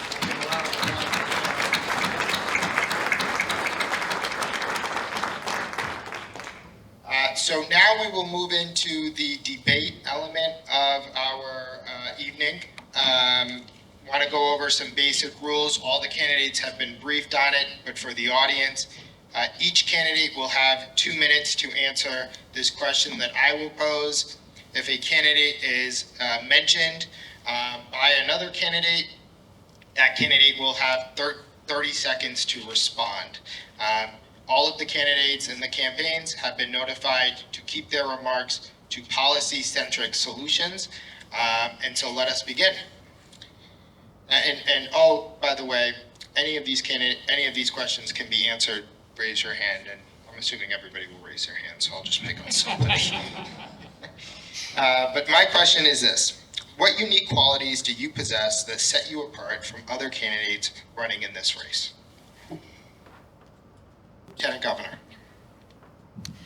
Thank you. I spoke a little bit about this earlier. I believe that the state of Rhode Island have not sent a person of color to Congress. The state of Rhode Island have not sent a Democratic woman to Congress. The state of Rhode Island has not sent a working person to Congress that comes from the neighborhoods, right? I think it's about time that we send that person to the state of Rhode Island. And plus, I have the experience of being in elected office in the Providence City Council for the past, for more than 10 years, and I've been also serving at the statewide as lieutenant governor. I have been able to get things done in my community. Those of you that know me since the beginning in Olneyville, Silver Lakes neighborhood, Valley neighborhood of Providence, you can go and see the difference that has happened in those communities since I was serving there. I know how to work to get things done. I understand the challenges that when you get elected at the beginning, you think you can change everything right away, and then you go there and you realize that you have to work in collaboration with the people that are in the building to get things done. So I have the experience. I've worked when I was in the city council, passed 10 budgets, passing with 10 budgets already. I have the experience working for affordable housing and housing at all income levels since I was at the local government. So I believe that makes me a qualified person to run and to bring someone that has worked in the jewelry factories like many Rhode Islanders that came here to this country without knowing the language, learning English, and also serving my community qualifies me. Thank you. Any takers? Yes. Thanks. So yeah, I would break it down into two things, leadership and experience. So first of all, I actually teach leadership, and I developed a leadership theory that I've used in a number of different corporations as well as educational institutions as being a leadership teacher. But more than teach it, I also practice it. As a first responder, I'm an EMT in my hometown. And in addition to that, as a business leader, where I've led divisions of companies, I've been CEOs of companies, and I've led a number of different organizations over the years, including not-for-profits, and including one that did a lot of work in trying to teach social and emotional learning and critical thinking skills in Rwanda. So the leadership bucket, I think, is an important one. It's also experience. So I've had a much longer career than some of the folks on this stage. When I first got out of law school, I actually worked in Congress and worked in the House of Representatives instead of running for Congress. And so that was, at that age, I thought that was a more appropriate thing for me to do, and I got great experience doing it and learned how the House of Representatives really works, so that I think I can hit the ground running on day one and really be effective as a legislator down there. I've worked in law, and I've represented indigent criminal defendants. I've represented startup companies. I've represented lots of folks that underscores the need for effective legislation. I know how to write legislation and how to implement it effectively. I've worked in education as a professor for many years at Williams College and now at Yale Law School, and I've worked in business. And so that whole panoply of experience, I think, is something that's unique to my candidacy here. And the interesting thing about the working in business part is it gives you the ability to work and bring accountability to the private sector. Right now, we've seen a whole string of incidents in this state where our state government has failed to work effectively with the private sector, whether it's Tidewater or the Cranston Street Armory or any number of other things like Revolution Wind No. 2, where contracts have fallen apart. And that shows that you need somebody in office who actually knows how to work effectively with folks in the private sector. Senator Kano. Thank you. Let's talk about leadership and experience. I am very proud to be from the community and for the community. And tonight, we talk about a lot of issues. And tonight, I have the pleasure to say to all of you that all of those issues I have championed at the state legislature. I'm gonna say what I did. Investments in Rhode Island with the care economy, access to capital and small businesses. I've been the champion to increase MBE and WDE at the state level. And not only that, I have called accountability to the governor many times to make sure that there is access for minority business enterprises. I have been the champion of Child Care is Essential Act. I've been the champion of the Early Educator Act. I have done not only protections for Social Security and Medicare, but I passed cover all kids at the state level. I empower the BIPOC communities because are important for me, but also I have done work at the funding formula level as a chair of the education committee. Education is important for me because it's an equalizer. I think I talked to you about that before. Working families are really the people that I advocate for because Congressional District 1 residents really care about the issues that I care, that affect me every single day. Inflation, like childcare, the economy. I empower youth because I do believe that youth is our future. I'm a mom. I'm a working mom. My children deserve a planet that is healthy. And I have been a lead co-sponsor of the Act on Climate. So let's talk about those values. We need someone that have done the work and that have proven leadership in the state of Rhode Island, that listens to the community, is from the community and for the community, and it's gonna take only one of us to make a difference for all of us, and I hope that you consider me for this election September 5th. Thank you.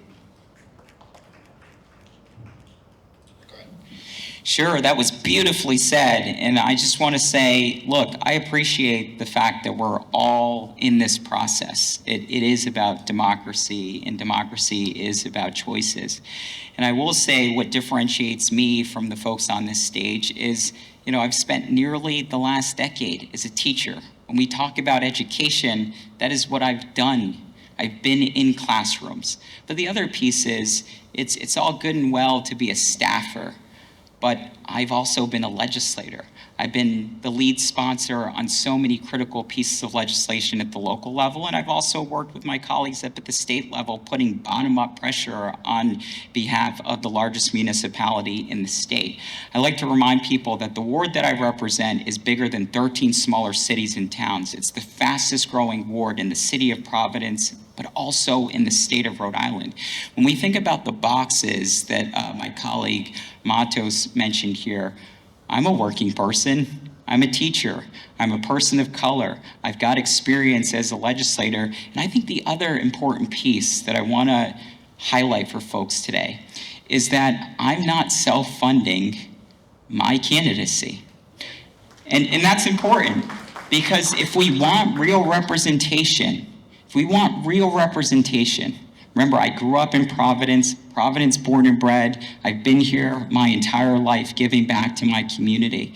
If we want people who are representative of real people, we have to send real people. We don't need any more saviors. We need people who are from the community.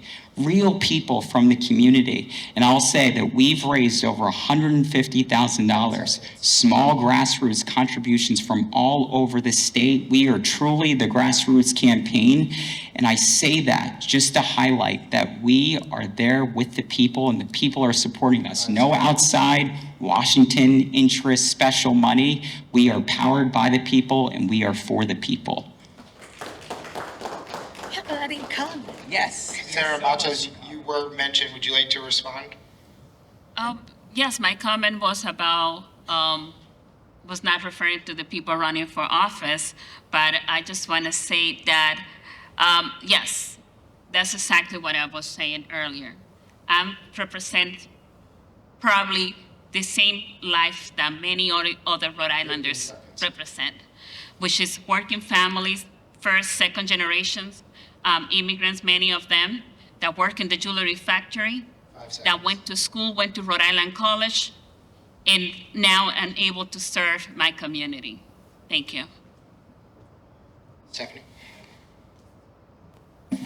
Here you go.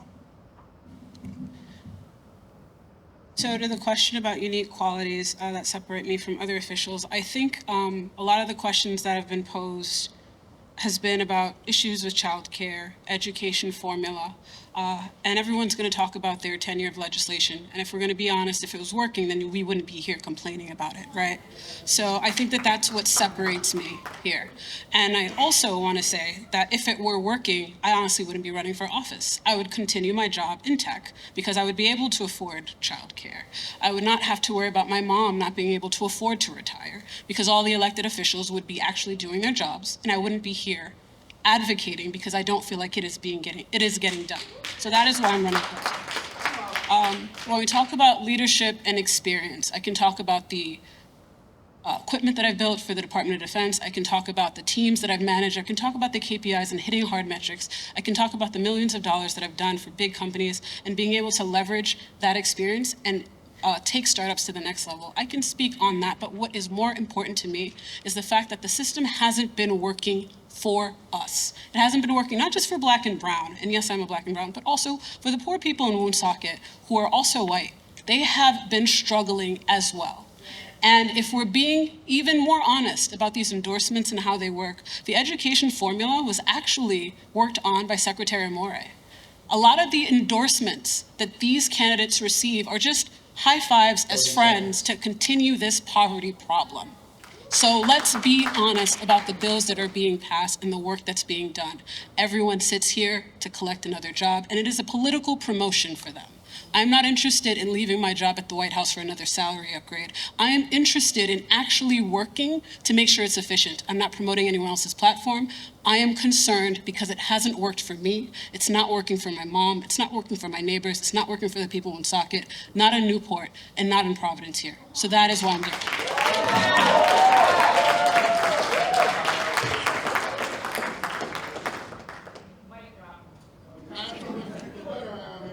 So I respect Stephanie a lot, and we've been working together very well. But I would like to say that representation does matter, and it takes people of color to be in elected positions to make the difference and the change. If you don't have a seat at the table, then nothing is going to change from one day to the other. So the things that I have been able to move in my capacity is because I'm able to build coalitions, talk to people, bring my passion and my life experiences to the state legislation, and it's going to take time. Let's be real. So as a legislator has been from every level of policy, I would say that it takes a legislator to understand when you are there that it takes building coalitions without compromising your values to make sure that you make the work for the community and for the community. Because without my voice, things are not moving the right way. So please, let's make sure that we recognize that.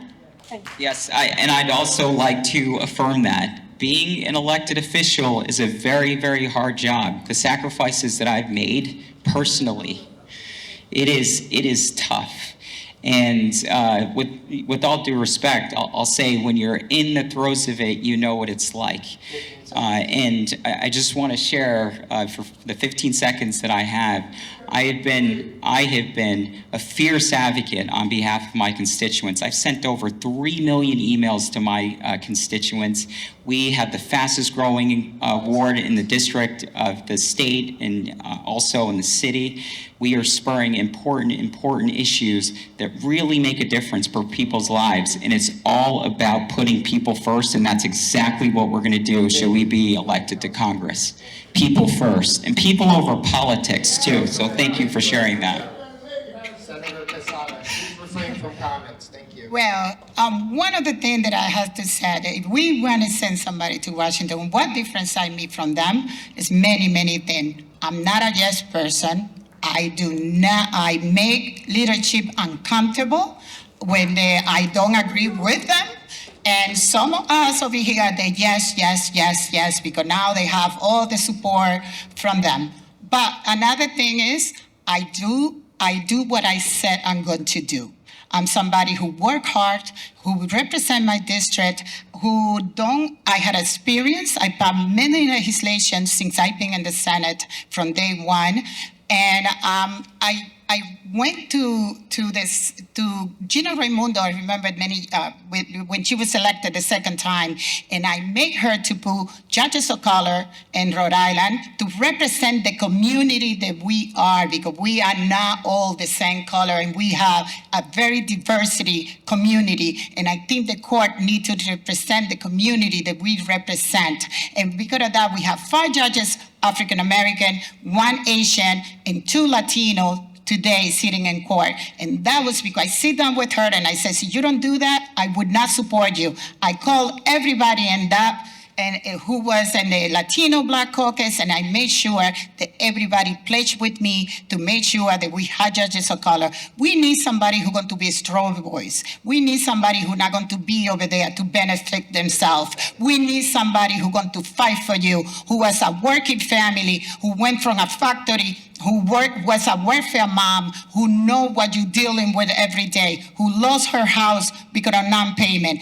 That's me, who I went through many of the things that you went through your life. And that person, then I ask you, September 5th, vote for Ana Quesada for Congress, and I will fight for you.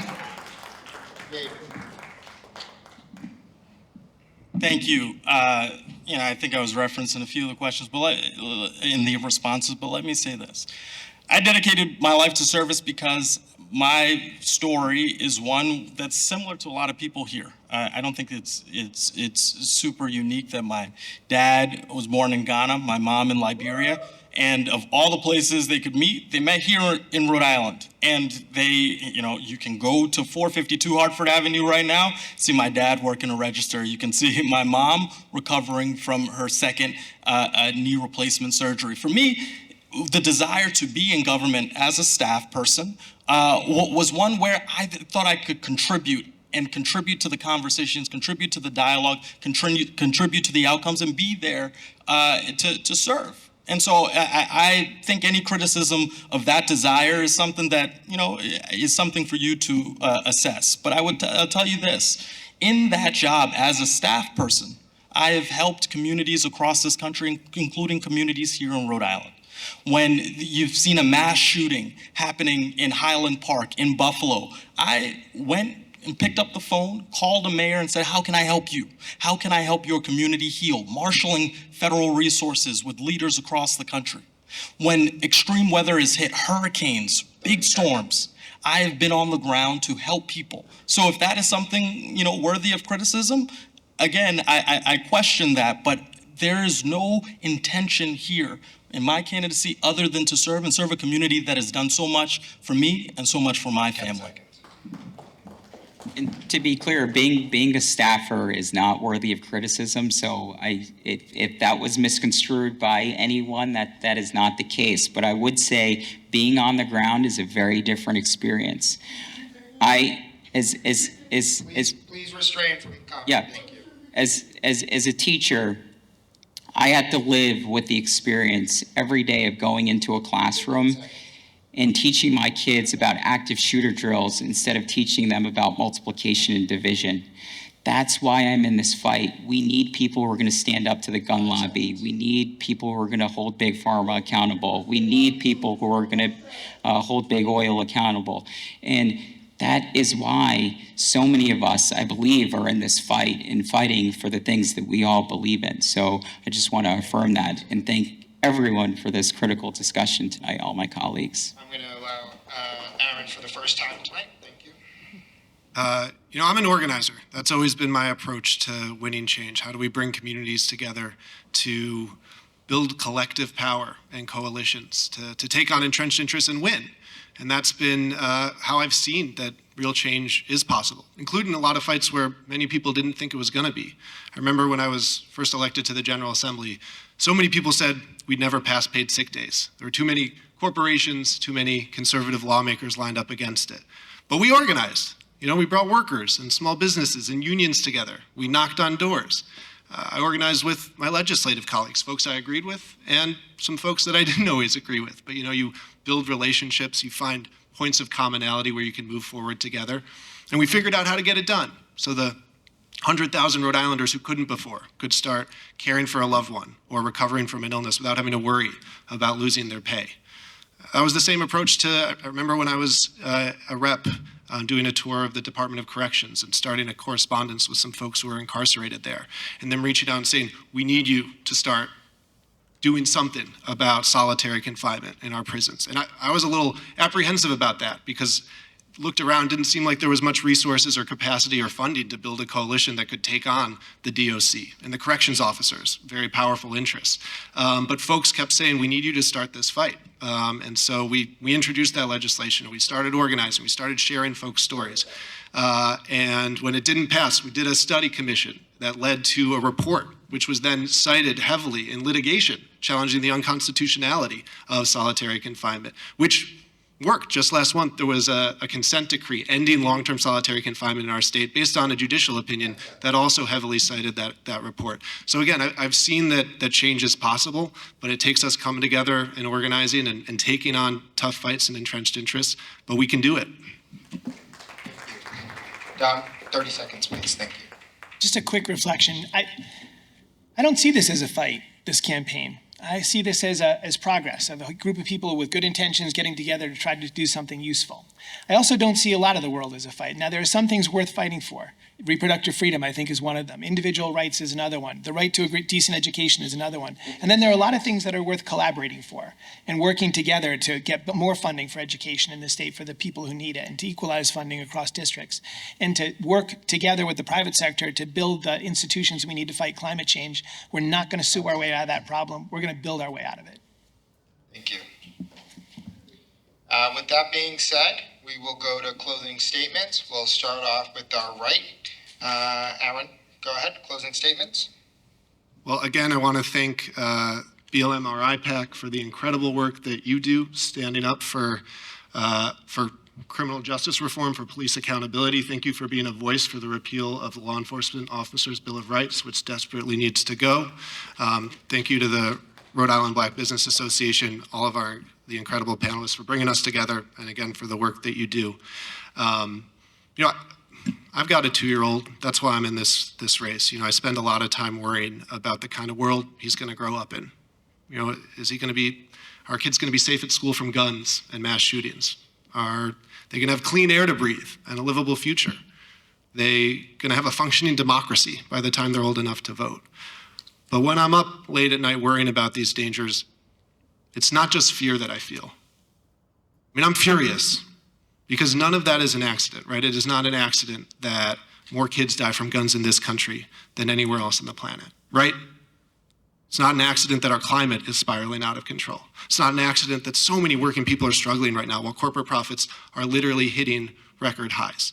The gun industry, fossil fuel companies, corporate CEOs, and the Republican allies are creating and feeding these crises because they're making billions and billions of dollars off of them.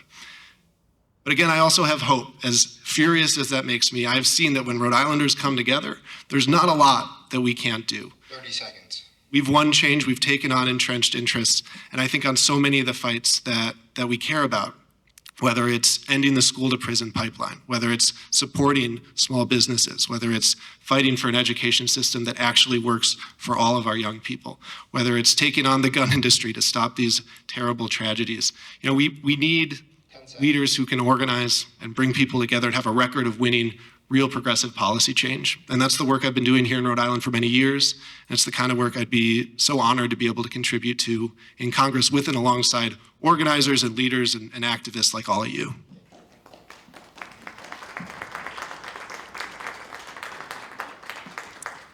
Thank you. Thank you for this opportunity. And I want to once again ask for your support in this election to be elected to Congress, to represent Rhode Island in Congress. There's a lot of things that we spoke about today. There's a lot of things being talked about out there. At the end of the day, when you're making the decision, think about this. It's not about any one of us here. It is about people like Faith, that we can look at her and tell her, yes, in this country you can do anything you want. There's not a limit for you. There's not a limit that you cannot run for Congress. There cannot be a limit that a person of color and a woman can be elected to be the congressperson from Rhode Island. It's not about any one of us here.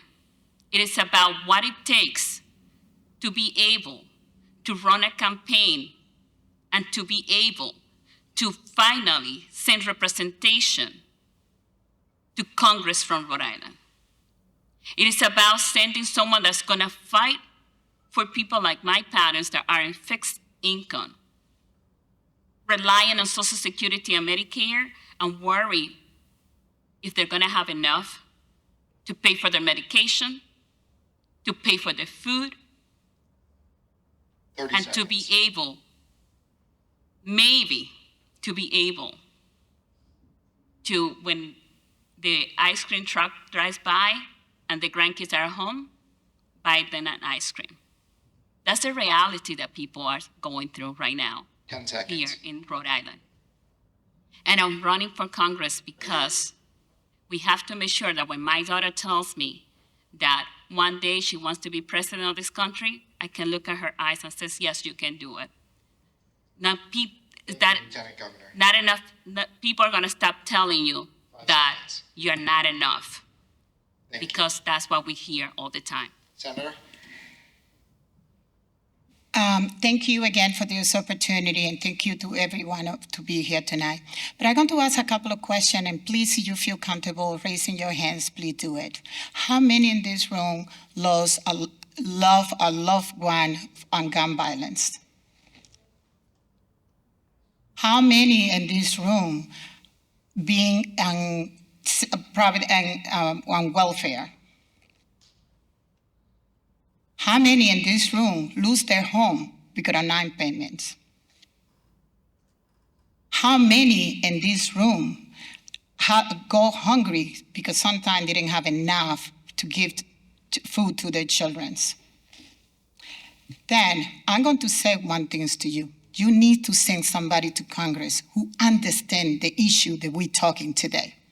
We need to send, I'm running to Congress because you need to send somebody who's going to represent you, who know what it is to be in your shoes, who is a working family, who went from the welfare office to the state office, somebody who knows what we go through every single day. And that person is the time that the Rhode Island sent a women of color to Congress, and that person is me. I want to say to you, I will fight for you. I will do everything when I get to Congress to represent you in the way that you will see, because it's one way. I'm tired of people coming to our community just when they need our vote, but then you don't see them again. I'm tired of people coming and use us when they need us, but then when they have to respond to our need, they're not there and nowhere to be found. How many of you had a family member who can give you $125,000 to be able to send a post? How many of you have take $600,000 from their personal account to be able to run for office? That's what you have to look. September 6th. Vote for Senator Quesada for Congress. Thank you to all the organizers for the opportunity. I'm so grateful to sit here, and I'm also thankful to the other people running. I know sometimes it gets contentious, but democracy is sometimes messy, and we know that. But we also know that it is worth fighting for. It's worth fighting for because we all have our stories that anchor us in doing this. For me, I often talk about my mom studying for the citizenship test. And I think about it because it is formative for me. It's one of the reasons that I'm doing this. You know, I sat with her after her shifts, and we go back and forth on the questions to hear who wrote the Star-Spangled Banner, or how many stars and stripes are there on the flag, or why did the Pilgrims come to this land. And for us in this room, we all have our why. That's part of my why, is that their effort, and when I refer to my parents, their effort and their hard work got there's some from Pawtucket to the Oval Office to sit with the President of the United States to brief on the important issues of the day and find solutions. And I think that's missing in a lot of our politics. And that's why we're all assembled here. We need a government that's solutions oriented. We need elected leadership that is focused on solving problems. We need leadership that is representative. And that's why I'm running, because I know I can provide that from day one, and I'd be honored, truly honored to have your support. But thank you for being here, and I look forward to seeing you along the trail.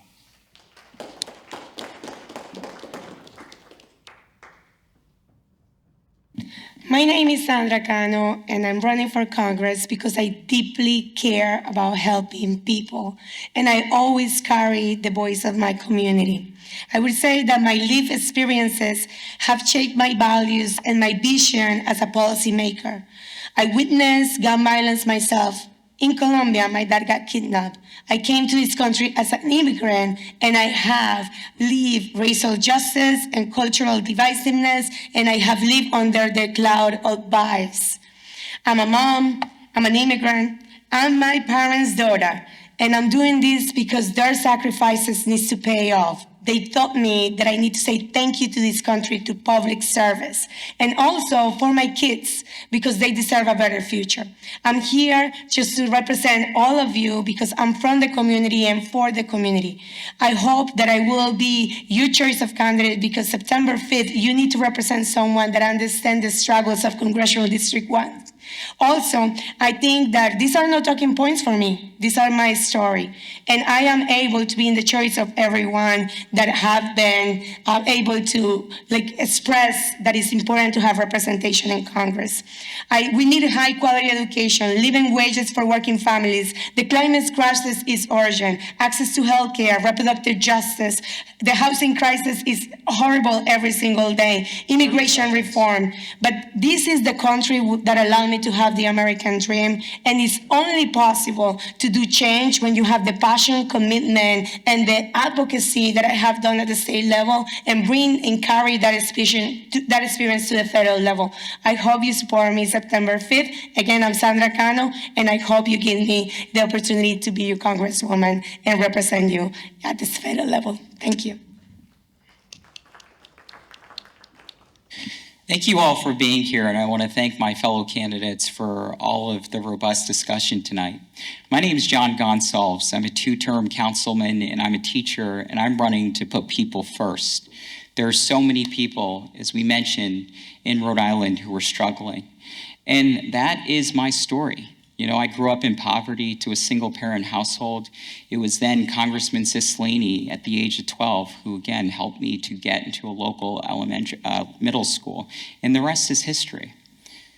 Your zip code shouldn't determine your destiny, and that's exactly the reason why I'm in this fight.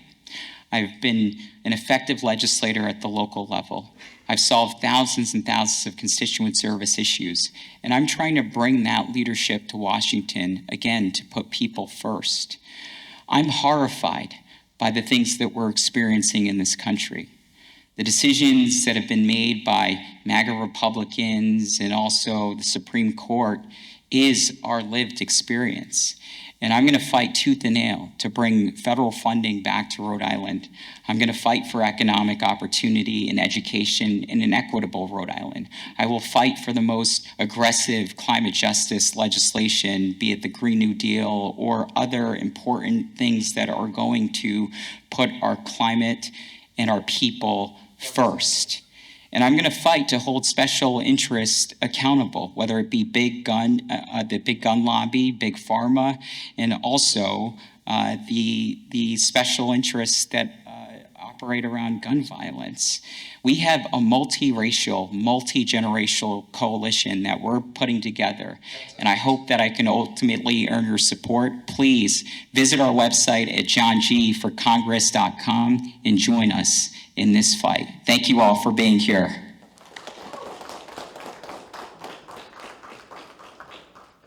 My name is Don Carlson, and I'm running to be your representative in Congress because I love this state, and I love the quirky, wonderful, independent-minded, diverse people of this state. We've talked about a lot of important issues tonight. I'm really glad that we drilled down on education because I think it is the most important issue. It's the foundation for everything else, to bring up our children with the right life skills and the critical thinking skills and the love of lifelong learning to prepare them to be good citizens and good employees, good workers, good leaders. That's a wonderful thing that we've done. We haven't talked about some issues that are also critically important, things like mass incarceration, gun safety, police accountability, climate change, which is something that I'm deeply passionate about. Come back to that in a minute. And with all due respect to my colleagues on the stage up here, I think I am part of this community. I was born here. Only three of us, I think, were born here. I grew up here. I grew up over at Dunkin' Donuts, for goodness sake. My grandfather was a firefighter his whole life. And, you know, I'm a fourth-generation Rhode Islander. My family has been in this state through thick and thin, through good times and bad for 4 generations. So I do think I'm a part of this community. I also think that David Cicilline did a pretty darn good job representing all the parts of this community, black, brown, everybody else. And as a proud gay man, like David, I think I can do equally well as your advocate in Congress. So I don't take second place to anybody about being able to serve you well in Congress. Finally, in terms of my background, I'm an educator. That's where I light up. When I get in front of a classroom, that's where I'm in flow. I'm a teacher at heart, and I really do believe in education. And most important of all, I think, for the future of this state, I want to lead this state in climate change and the fight against climate change. I want to build sustainable businesses that create great jobs for good union workers with apprenticeships. That issue of the wind energy business and all the sustainable businesses that we can build around it can be the new economic engine that powers the future of Rhode Island, and I'm proud to lead it.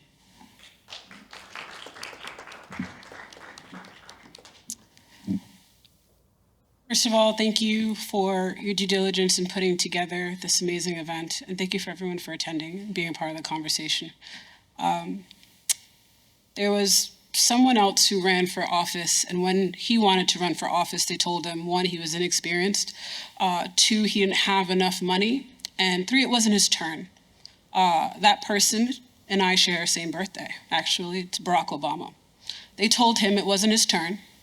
They told him he didn't have the resources, and it was Hillary's time. It's my time. If things were working, I want us to be honest with ourselves. Rhode Island has been a democratic state. We wouldn't have these issues. And so when we talk about going to Washington to go fight the Republicans, who are we fighting here in Rhode Island, and why hasn't it worked here for us? Exactly. Because it's lip service. When people talk about how they've organized, what they've done is they've created systems and tools that later on they can use to their benefit. And then they get to sit at the top to make those decisions and dictate to us how they will help us. It is our time to have a seat at the table. And if they won't allow us to sit at the table, I will bring the table myself and my folding chairs. I want to add to a conversation with us, democracy is sometimes messy. No, I think democracy needs to be honest. And I want to thank Senator Quesada for being honest today about what's going on. It's not messy, it's being honest. When power plants were being put in Providence to pollute our communities, when we're talking about clean air, we had staffers on that team as the face of those campaigns in our community, lying to us. And so I'm not going to sit here and lie to you. I'm going to Congress to work for you because it's been broken in Rhode Island and it hasn't worked for us. So please go to beauty4ri.com. And today is my birthday. I'm asking everyone to make a campaign donation for my birthday.